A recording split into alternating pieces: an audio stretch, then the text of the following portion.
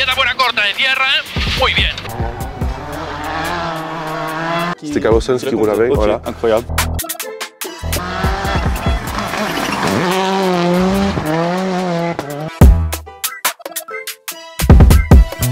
250 exemplaires. Elle déboîte. Para izquierda, buena sección y se abre, acaban. Izquierda rápida.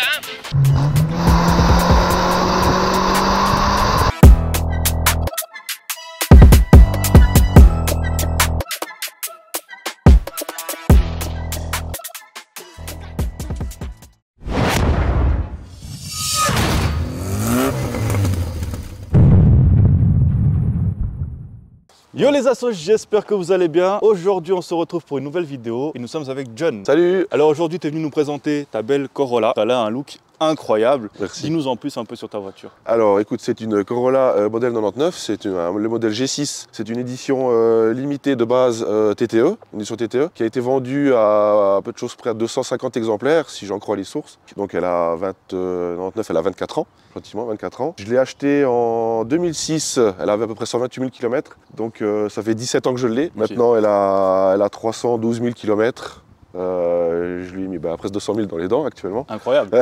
Donc en gros, tu l'as quand même, tu as fait les 3/4 des kilomètres avec Exactement. Elle, donc c'est toi qui a Exactement, voilà, qui a fait le plus de roulage. Est-ce qu'à l'époque c'était déjà un peu, elle avait peut-être pas autant le prestige d'aujourd'hui parce que c'était pas encore, on va dire, dans les Youngtimers, etc. Pas du tout. Mais est-ce que c'était déjà un peu cette petite pépite? Tu m'as dit il y en avait 200, c'est ça? 250 en Suisse. 250 en Suisse, donc ça, il y a quand même une rareté. Est-ce qu'elle était très demandée à l'époque? Alors elle était surtout ciblée pour le public jeune, parce que c'est pas de base, elle n'a pas un moteur super puissant, elle a 110 chevaux. Par contre, elle a une boîte 6, comme son indique c'est une G6, elle a une boîte 6. C'est ce qui a plus ou moins fait sa force, je pense. Elle s'est très bien vendue à cause de ça, parce que c'est très économique, surtout comme daily. Et puis elle a un style un peu, elle a une décoration rallye un peu plus simple. Puis moi j'ai voulu en faire vraiment une réplique de rallye, parce que ça fait depuis quand le modèle WRC a couru avec Carlos Sainz, c'était en 98. Incroyable. Et puis du coup je dis tiens, je l'ai découvert dans le jeu Coin Macré Rally, le premier. Je dis celle-là je la veux. Puis en 2006 j'ai trouvé une édition TTE, je l'ai achetée. Tu t'es dit je vais faire la même, modifier jusqu'à. Je vais faire la même, voilà. Faire la même. Et franchement, elle a un look vraiment, mais vraiment incroyable. Alors on va commencer si tu veux bien. Ouais. On va faire déjà, je vais faire un petit plan de loin pour vous montrer à quoi ça ressemble. Franchement, je la trouve géniale avec les jantes, l'ensemble est incroyable. Après, je suis un grand fan de rallye, course de côte et tout ça, donc pour moi c'est un vrai bijou de voir cette voiture. Alors sur la face avant, j'ai rajouté la calandre ajouré, parce que d'habitude c'est pas ajouré, c'est fermé. Ensuite le pare-choc d'origine, donc c'est le pare-choc TTE, d'origine il a des ronds pour les anti-brouillard. Moi je les ai fait lisser pour que ça ressemble plus au pare-choc WRC. J'ai ajouré également ici les fausses grilles, avant il y avait des fausses grilles, j'ai également ajouré ça. Autrement j'ai rajouté des inserts pour mettre la rampe de phare. Ah ouais, parce que le rallye ça roule aussi la nuit. Voilà. Alors du coup ok. Et c'est quoi? C'est des attaches rapides entre guillemets? C'est des quarts de tour, voilà, ouais, exactement. On pourra mettre après si tu veux voir. Ouais, tu l'as. Je l'ai là. Incroyable, parfait. Je l'ai là. on pourra voir ça après. Voilà. Du coup, le kit déco, est-ce qu'il était déjà comme ça? Parce que... Alors celui-là, non, ça c'est un autre. Alors malheureusement, j'ai trouvé qu'à un seul endroit le kit déco, c'est en Angleterre. Et puis il n'est pas d'une super bonne qualité. C'est-à-dire que le kit là, je l'avais posé en 2017. C'est vraiment de la qualité, on va dire, pour juste faire une saison de rallye. C'est pas. On voit un peu que ça commence à partir. Ça travaille avec le soleil, ouais. Exactement, ouais. Excellent. Le numéro 5, c'était. C'était celui de Carlos Sainz. Ok, donc là tu l'as vraiment fait voilà. Pour lui. Là, s'il la croise, il peut s'asseoir à bord vu qu'il y a déjà son nom dessus. Il vient, il la prend, il est légitime à la conduire. J'espère même qu'il la signera. Ah on sait jamais. Ouais. Vous allez nous mettre les noms du pilote et copilote. La petite prise d'air sur le... Enfin, est-ce que c'est une prise d'air sur le... Alors, sur la version WRC, c'est une prise d'air, mais c'est pas sur celle-là. Ouais, là, parce que voilà, donc, je voulais mettre la vraie avec l'aération, mais je me suis bien renseigné, c'est une catastrophe niveau étanchéité quand il pleut. C'est sûr qu'après tu dois faire une découpe et tout ça. Voilà, exactement. Ouais. Même quand c'est fermé, tous les œufs sont fermés, tu as quand même de l'eau qui rentre quand il pleut. Je dis non, mais je veux pas. Si je dois rouler sous une pluie averse. Tu as déjà participé à des rallyes ou des courses avec? Alors, j'ai fait du rallye, mais pas avec celle-là, donc, parce qu'une voiture homologuée route ne peut pas faire du rallye, et vice versa. Non, à l'époque j'avais une Subaru Impreza, j'ai fait du rallye avec. Celle-ci j'ai fait des slaloms. J'ai fait des slaloms avec, elle se débrouillait pas mal. Je vois qu'elle est vidée dedans. Ouais, l'arrière. Ah ouais, à ressauter, ah oui, j'avais pas vu. Incroyable. On ira voir un petit tour, faire un petit tour après à l'intérieur. On fera l'intérieur, voilà. Incroyable. L'aileron, il est énorme. Alors l'aileron WRC, j'ai eu du mal à trouver, enfin on ne trouvait pas, sauf chez l'équipementier d'origine de Toyota. Il coûtait dans les 15 000 $, je crois. Quoi? Ah ouais, 15 000 $, ouais. Du coup, il y a une entreprise polonaise, je crois, il y a 6 ans de ça. Ils ont travaillé une copie en fibre de verre, tout le kit de la WRC. Du coup, c'est une réplique fibre de verre que j'ai trouvée en Pologne et que j'ai réussi à faire homologuer. J'espère bien moins que 15 000 $. Ouais, 150 $. 150 €, pardon. Incroyable. Des bavettes aussi. Avec des très belles jantes aussi. Speedline. Exactement. C'est censé être des speedline. Alors sur la version de rallye, c'est des speedline. Le problème, c'est que j'ai demandé un speedline et ils existent qu'en 18 pouces. Sur la version de WRC, c'était 18 pouces. Alors 18 pouces, c'était trop gros pour que je mette des pneus à la bonne taille. Sinon, j'aurais été trop grand. Après, voilà. Et puis j'ai découvert il y a 2 ans, il n'y a pas longtemps, l'entreprise en Angleterre qui faisait les mêmes. Donc c'est Revolution Wheels. Alors je les ai pris en 17 pouces. Parce que 16 pouces, c'était trop petit. La montre d'origine, c'est 15 pouces. Je me suis dit 17 pouces, ça va encore. Ouais, c'est un peu intermédiaire. Voilà, on a encore un bon petit compromis entre le confort et le sport. Enfin, la tenue de route sport. Voilà, elle a subi une sacrée évolution depuis que tu l'as. Et puis c'est une voiture, avec les années, tu l'as... c'est comme le kit déco, en fait, tu le poses, après ça ne te va pas, tu le rechanges. Exactement. Elle est en constante évolution, un changement constant de la voiture. D'ailleurs, l'année passée, j'ai changé les freins. C'est le kit 4 pistons. C'est des 4 pistons de Celica GT Four. Tu vois bien. Je pense que les disques aussi, la taille, elle a changé. Les disques aussi, voilà, ouais. Ah ouais, parce que là, ils ont l'air énormes. C'est des 4 pistons GT Four. À l'arrière aussi, c'est les 2 pistons. Tous les freins viennent de la Celica GT Four, le modèle ST205. Je pense qu'il y a un gros mordant de plus comparé à d'origine. Exact. Oui, je peux avoir le plus gros mordant, mais c'est un plus gros mordant. Mais c'est pas ce que je cherchais de base. C'est qu'en fait, de base, c'est des étriers flottants. Et puis, ils grippaient souvent. Parce que voilà, j'ai sollicité beaucoup. Puis du coup, je cherchais des freins plus fiables, donc des étriers fixes.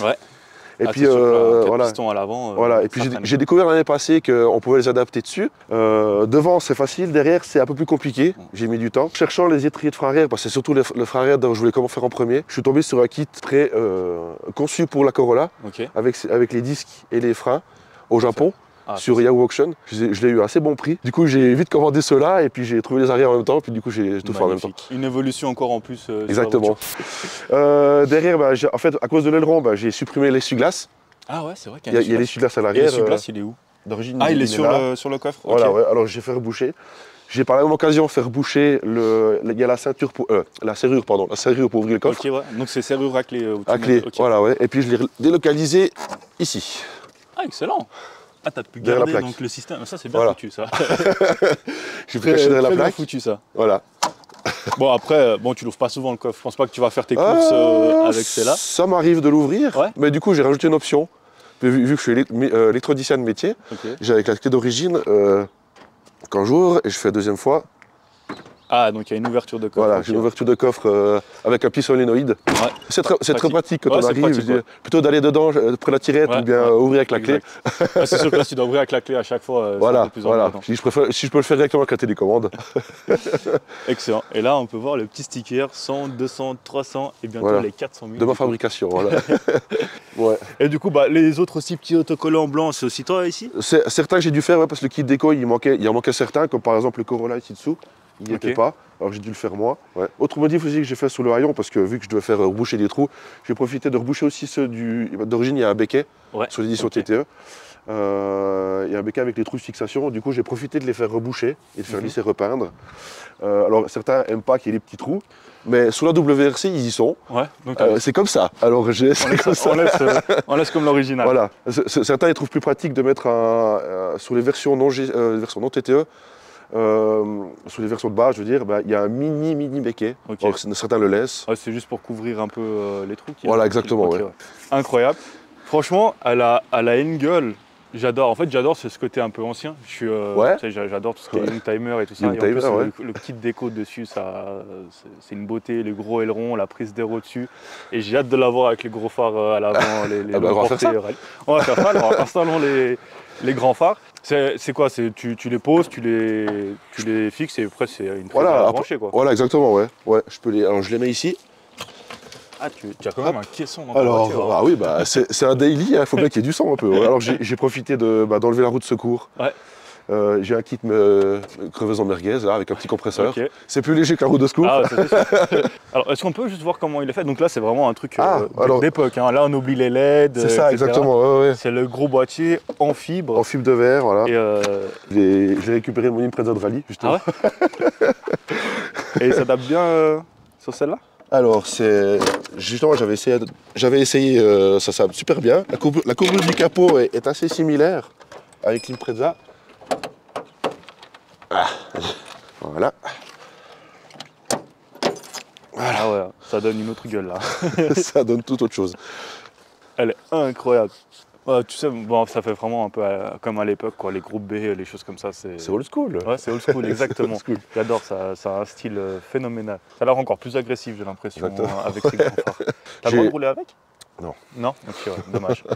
Heureusement pas. Dommage que ça... J'ai pas tellement osé passer le contrôle technique avec, mais... mais bon, voilà, j'ai les longues portées au milieu et puis les virages sur les extérieurs. C'est un arceau de Corolla E9 que j'ai dû adapter parce qu'on ne trouvait pas pour celle-là. Okay. On ne trouvait pas grand-chose à l'époque où je l'avais. Je l'ai adapté homologué route donc, avec les harnais. Donc supprimer la banquette, les ceintures arrière et tout. Ok, ouais. Et là maintenant c'est homologué, homologué comme ça. Voilà, exactement. Ouais. Et c'est toi qui l'as fixé, qui l'as adapté?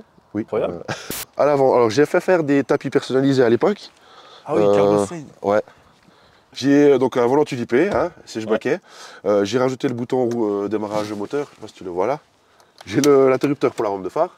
Ok. Ensuite, j'ai rajouté kit 3 manomètres pour contrôler le moteur. Donc, il y a un pour l'huile et la batterie sur l'alternateur. Les sièges baquets avec les harnais. Ces sièges-là, ils sont très vieux aussi. Je les ai achetés, je crois, 3 mois après la voiture. Ils datent de 2006. 2006 aussi. Ah oui, d'accord. Bah, je trouve qu'ils sont plutôt en bon état pour le temps. Il y a juste celui-ci ici, au fil du temps, il s'use. Ah oui, alors, tous les hivers, je remets du tissu. Tu le par toi-même. Voilà, exactement. Ah ouais, il était déjà dessus quand j'ai acheté la voiture. Ouais, elle était déjà là. Elle n'a pas bougé. Non, elle n'a pas bougé. Ça, c'est incroyable. Sauf pour, je l'ai quand même démonté une fois pour installer un capteur des phares automatiques parce que j'ai récupéré ça c'est les commandos de Lexus IS200. Ok. Parce que surtout, ils n'avaient pas des à rien, mais ils avaient la fonction du balayage unique, des essuie-glaces qui manquent d'origine. Et puis j'ai vu que sur le kit commando que j'ai acheté, il y avait la fonction des phares automatiques. Okay. Du coup, je dis, en tant qu'électronicien, je rajoute un petit module de phare automatique. Et puis j'ai mis le capteur sur le tableau de bord de la voiture. C'est petit carré orange. Ah, ouais. Ah, il y a des avantages du métier. Hein. Exactement, ouais.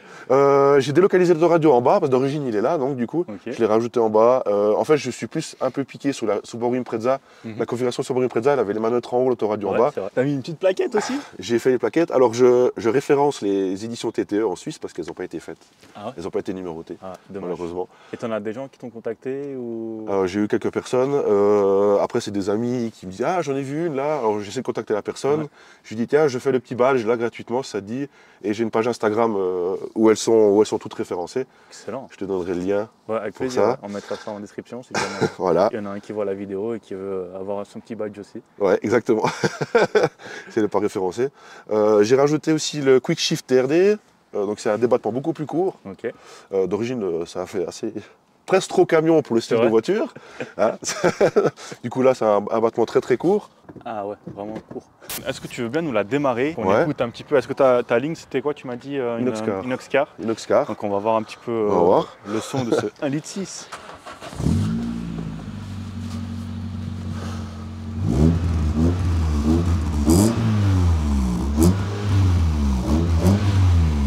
La ligne, elle est complète ou elle est juste... C'est juste le silencieux? C'est juste le silencieux, mais sur celle-là, il y a eu après le silencieux central, j'ai rajouté du tube en inox. Ok. Jusqu'à Inoxcar, ce qui faisait un peu ce petit côté un peu plus légèrement plus agressif. Ok. Et puis, mais là, je pense que le Inoxcar commence à être vieux. Les Inoxcar ont tendance à faire trop de bruit avec l'âge. Ouais, ça augmente les décibels. Je pense que niveau décibels, faudra que je voie s'il est encore légal. Écoute, tant qu'on ne dit rien. Bah écoutez, je pense que c'est le moment d'aller faire un petit tour avec cette voiture. On a la chance, on a le soleil qui arrive gentiment. Alors, la ceinture. Ça c'est une bonne idée d'avoir gardé les ceintures d'origine. Ouais, toujours, ouais. Beaucoup plus facile pour les daily. Ça fait fait marrant quand même de voir les gros phares à l'avant. Ah, t'es pas habitué, hein? Non, c'est sûr que... Il y a une autre chose aussi qui m'a beaucoup inspiré du jeu Coin McRae Rally, c'est l'affichage des vitesses. Tu vas voir sur le compteur. C'est vrai qu'on a un contour sympathique. Et pareil, tu l'as repersonnalisé? Je l'ai repersonnalisé, voilà, j'ai changé de base, c'est d'un espèce de carbone avec chiffre rouge. Okay. Là, j'ai voulu le compteur blanc. Et puis, j'ai fait la modification au milieu du compteur, là, d'afficher le rapport de vitesse. Ça, c'est pas d'origine, les Ça, c'est pas d'origine, ah, non. ouais. Voilà, là, t'as le 5, moi je mets la 4. Ah, excellent. Et ça éclaire, mais ça, c'est fou, ça. Voilà, j'avais vu ça justement dans le jeu Coin McRae Rally, je dis, bah tiens, avec l'affichage de vitesse, c'est cool. Et puis là, il y a un emplacement qui, normalement, c'est pour la version automatique, boîte automatique, qui t'affiche le PRND. Ouais. D'origine, c'est pour ça là-dessus. Je dis, bah tiens, non, moi je. Et toi, t'as mis un autre afficheur, quoi. Exactement.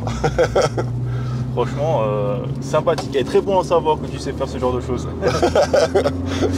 Ah, ça, c'est les petits soucis du détail, c'est important, l'air de rien, dans les voitures. Tu connais le poids de la voiture? Elle fait une tonne 80, à peu de choses près. Ah ouais, c'est vrai que là, du coup, pour le Salem, le 1,6 litre suffit largement. Voilà, ouais. C'est léger et ça va bien, quoi. Surtout que la boîte 6, ça permet d'avoir un peu plus court que sur les autres Corolla qui en ont 5. Ah, donc la boîte 6 a des vitesses beaucoup plus courtes. Qui est un peu allongé sur la 6ème, du coup. Exactement, okay. Voilà, ouais. Là, le moteur d'origine, il fait dans les 115 chevaux. Mon prochain but, c'est d'en avoir beaucoup plus, pouvoir installer le moteur de la version japonaise. Parce que la Corolla du Japon, donc c'est la version Levin 2 portes, qui n'a rien à voir avec celle-ci, donc niveau carrosserie. Eux, ils ont le moteur VVTi qui sort les 160 chevaux, 1,6 litre. 1,6 litre toujours? Voilà, c'est 1,6 litre toujours, ouais, mais c'est un 20 soupapes, pas un 16 soupapes. Qui est d'ailleurs le concurrent direct de la Civic, la Honda Civic Type S, la EK4, si je ne me trompe pas. Sauf que Honda ici, eux, ils ont mis le moteur, ils ont pensé à nous apporter le moteur 160 chevaux, Toyota n'ont pas pensé à faire. Soit on a des voitures économiques pas très puissantes, soit on a des très puissantes comme les Celica ou la Supra. Ouais, voilà. Mais voilà, c'est ce que je reproche à Toyota pour ce modèle-ci, parce que toutes ces contemporaines de rallye, comme la Subaru Impreza ou le Quattro, en version route, elles sont sorties en 4 roues motrices. Elles avaient au moins 200 chevaux. Là, Toyota, ils ont laissé le 1,6 litre de 115 chevaux en traction.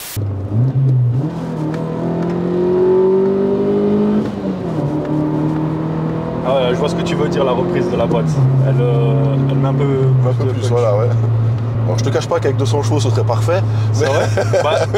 Il y a un petit manque de chevaux par rapport au poids, pour avoir ce gros coup de pied au cul. Voilà. Parce que là, elle est légère et puis on va dire c'est suffisant pour voilà. Mais si tu veux avoir plus ce côté vraiment rallye, voilà, pour vraiment exploiter le châssis, parce qu'elle a vraiment un très bon châssis, elle est très rigide. D'origine, elle est vendue avec une suspension rabaissée. Mais elle tient vraiment bien les virages. J'ai eu plusieurs personnes qui roulaient en STI, comme ça ils m'ont dit, mais elle croche, c'est pas possible. Mais elle n'a pas les chevaux qui suivent derrière. J'avais quand même tenté les tiges filetées pour voir si vraiment ça tenait mieux. Alors oui, ça tient mieux, mais c'est très... Bon, ça tape cul, c'est sec. Mais avec la puissance du moteur, ça servait pas à grand chose de plus. Alors du coup, c'est vrai qu'avoir des combinés filetés, il vaut mieux les avoir quand on a... la puissance derrière. Ouais. Voilà, l'utilité. Après, il y a le côté esthétique, il y en a beaucoup aussi, pour l'esthétique. Aussi, voilà, ouais. Mais c'est pas le but non plus, quand on a une réplique de rallye, de faire du stance ou d'être à ras le sol, quoi.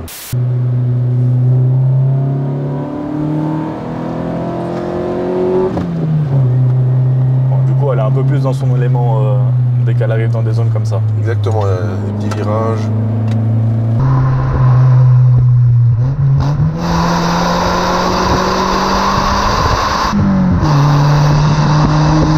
C'est là que tu sens le poids, que tu vois que la légèreté de la voiture, elle fait le travail. Quand ça arrive à prendre les virages, voilà, tu prends les virages comme il faut. Elle n'a pas de gros, tu sais, le cul qui part de côté.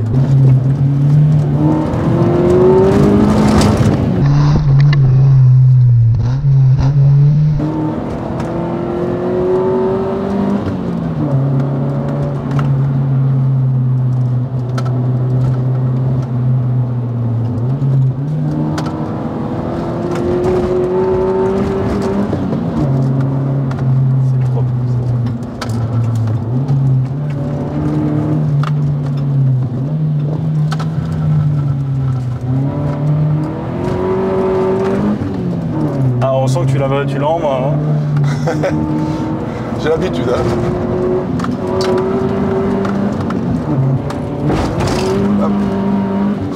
Et là, on a vite fait pris de la hauteur. Hein. Ouais.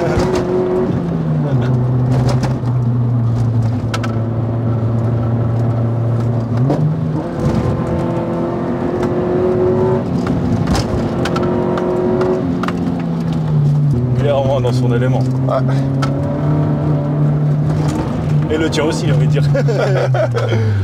Alors tu sais, quand on parlait des chevaux tout à l'heure, ouais. Et bah quand tu allais lancer et en pleine montée, c'est ça qui est fou, c'est ce que je suis en train de penser, c'est qu'on est en pleine montée, mais vraiment vraie montée, hein, si tu as juste montré l'état de la route, et bah elle a pas de mal à se propulser en fait, à y aller. Vu qu'elle est très légère et agile, bah tu perds pas de temps. Super agile, pas de perte de temps, tu rétrogrades et puis elle a pas du mal à se relancer, elle repart très vite.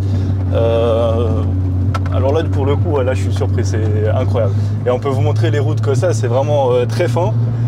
Et là, waouh, une agilité, température d'huile qui monte un peu. Juste un petit peu.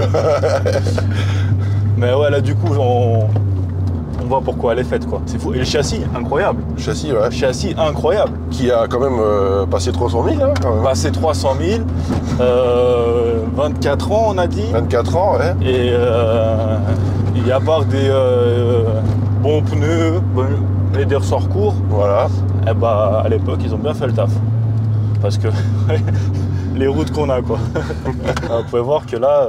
Une belle petite vue ici. Exactement. Pas eu le temps de l'apprécier à la montée, on la regarde au retour, quoi. Ça y est les assos, on a fini notre petit tour à bord de cette Corolla magnifique. Alors on a pu voir après coup que bah, c'est dans les petites routes, quoi, les cols. Et même si c'est en montée, elle déboîte en finale. 115 chevaux, c'est largement suffisant. Traction avant, autobloc et rien de plus au final. Voilà. Ah oui, bon pour le châssis, on a des petits ressorts courts pour avoir un peu plus de stabilité. C'était largement suffisant. Et au final, elle te met quand même une sacrée claque. Ah ouais. On est monté super vite. En fait, je me suis pas rendu compte, c'est à la redescente, je me suis dit, mais attends, mais là on descend beaucoup, on n'a pas fait tout ça. Mais si. Et pour tout dire, on a fait moins de 15 minutes pour monter et redescendre. Ouais. Donc c'était super rapide. Super rapide. En tout cas les assos, j'espère que vous avez apprécié la vidéo. N'hésitez pas à mettre un joli pouce bleu. On mettra les liens de ta page Instagram. Mettez un joli pouce bleu, abonnez-vous à la chaîne et nous on se voit à la prochaine vidéo. Allez, ciao ciao.